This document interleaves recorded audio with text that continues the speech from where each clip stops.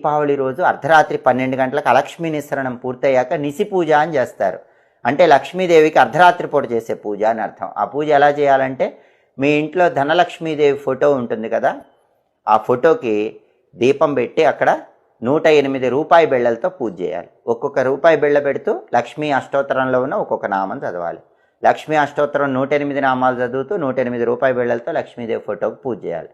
ఆ తర్వాత హారతి ఇచ్చి ఏదైనా తీపి పదార్థం నైవేద్యం పెట్టాలి. దీన్ని దీపావళి అర్ధరాత్రి చేసే నిసి పూజ అంటారు. బాగా అద్భుతంగా లక్ష్మీ కటాక్షం కలగటానికి కొంతమంది నిసి హోమం అని కూడా చేస్తారు. అంటే లక్ష్మీ హోమం అర్ధరాత్రి పూట చేస్తారు. హోమం చేసుకోలేకపోయినా ఈ 108 రూపాయి బిళ్ళల పూజ నిసి పూజ చేసుకున్నా కూడా అద్భుతమైన ఫలితాలు కలుగుతాయి. మర్నాడు ఉదయం స్నానం చేశాక అప్పుడు ఆ పూజలో ఉన్న 108 రూపాయి బిళ్ళలు తీసి బీరువాలో దాచిపెట్టుకోండి. దీపావళి రోజు అర్ధరాత్రి 12 గంటలకు అలక్ష్మీ నిస్సరణం పూర్తయ్యాక నిసి పూజ అని చేస్తారు.